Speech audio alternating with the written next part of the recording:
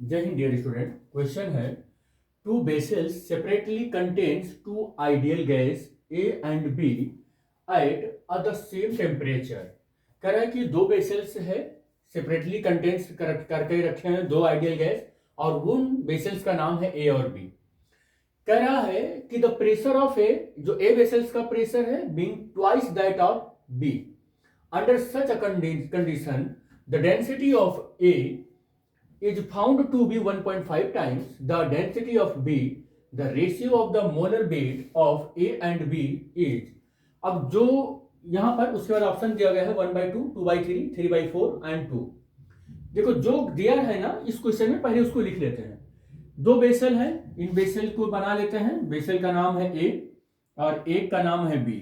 चलो ए और बी हो गया। इसमें आइडियल गैस भरे हुए हैं, दोनों में कौन सा गैस है?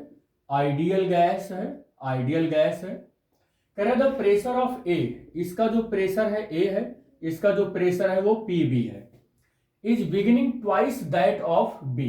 कह रहा है पी ए का प्रेशर जो है ना, प्रेशर ऑफ ए बिगिनिंग है, the pressure of A twice that of B.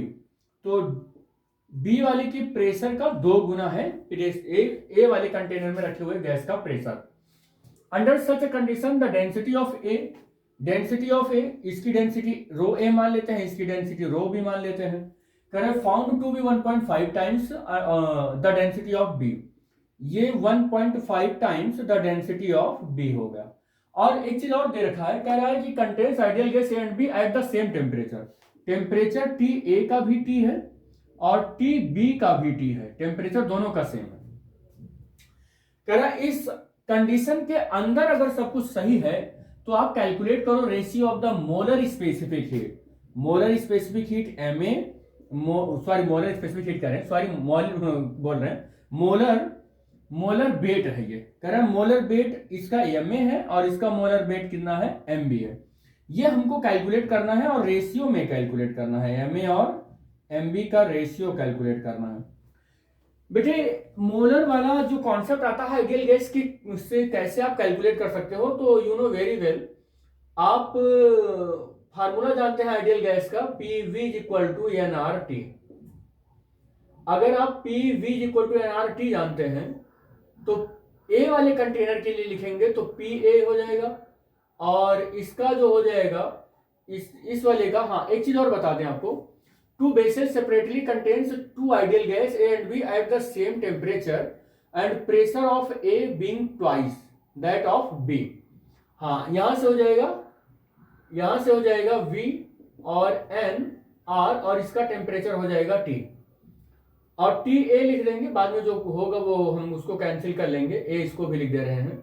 और दूसरे वाले कंटेनर के लिए अगर लिखेंगे तो पी भी हो जाएगा और वी बी हो जाएगा और एन हो जाएगा, आर हो जाएगा और टी ए हो जाएगा। बेटे एक चीज यहाँ पर थोड़ा सा और करेक्शन आपको करना पड़ेगा। यहाँ पर जिसकी बात कर रहा है ना, मोलर वेट की बात कर रहा है, मोलर वेट तो आया ही नहीं, कैसे काम बन पाएगा आइडियल गैस से? तो भी आपको यहां से कन्वर्ट करना पड़ेगा इस v को क्या करना पड़ेगा? क्योंकि हम लोग जानते हैं वॉल्यूम इक्वल टू क्या होता है बेटे, वॉल्यूम इक्वल टू क्या होता है? वॉल्यूम इज इक्वल टू हो जाता है, आपको डेंसिटी का तो याद ही होगा, डेंसिटी इक्वल टू क्या होता है?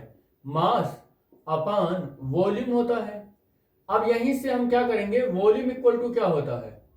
वॉल्यूम इक्वल टू क्या हो जाएगा? मास अपान डेंसिटी हो जाएगा, या डेंसिटी को पूरा ही लिख दूं मैं, डेंसिटी हो जाएगी। और वॉल्यूम वी हो गया, मास कैपिटल एम हो गया, डेंसिटी रो हो गया। और अगर मैं ए वाले के लिए लिखूंगा तो ये ए हो जाएगा, ये ए हो जाएगा और ये ए हो जाएगा। बी वाले के लिए लिखूंगा तो V is equal to M B हो जाएगा और रो वी हो जाएगा। अब ये दोनों इक्वेशन थोड़ा सा और डेवलप हो जाएंगे तो पी ए और वी ए की जगह पर क्या लिखा जाएगा? एम ए और रो ए इक्वल टू एन आर और टी ए। और इस वाले केस में अगर वैल्यू को हम पुट करेंगे बेटा वी की जगह पर, तो क्या रखेंगे हम? M B upon rho V और इक्वल टू एन आर और टी वी। तो ये टी भी रहेगा, सॉरी ये टी भी रहेगा, ये टी भी रहेगा ये। अब आपको इस वाले वेसल्स के लिए ये इक्वेशन मिल गया, इस वाले वेसल्स के लिए ये इक्वेशन मिल गया। हमको रेशियो भी कैलकुलेट करना है मोलर वेट का, और हमको मोलर वेट मिल भी गया, ये मोलर वेट मिल भी गया, तो हम इन दोनों को अगर डिवाइड कर लें तो यहाँ से देखेंगे कि एनआर से एनआर कैंसिल हो गया और हमको क्या मिला, P A upon P B मिल गया और इनटू में हमको मिल गया एम ए और रो बी अपान एम बी मिल गया और रो ए मिल गया। क्रॉस मल्टीप्लाई, सॉरी यहाँ से इसका इसमें मल्टीप्लाई कर लिया, इसका इसमें मल्टीप्लाई कर लिया और T A upon T B मिल गया, T A upon T B मिल गया। और ध्यान से देखिए आप, इसका और दोनों का टेम्परेचर सेम ही है, T A T B same ही है, ये कैंसिल हो जाएगा। आपको कैलकुलेट क्या करना है, ये कैलकुलेट करना है बेटे, क्या कैलकुलेट करना है, M A upon M B, ये कैलकुलेट करना है। इसको यहीं रखेंगे, बाकी सबको इधर भेज देंगे, तो मिलेगा आपको पी बी रो ए और क्या मिलेगा एम, सॉरी एम नहीं मिलेगा, एम को तो ले ही लिया है वहां पर, यहां मिलेगा पी ए और रो बी मिलेगा।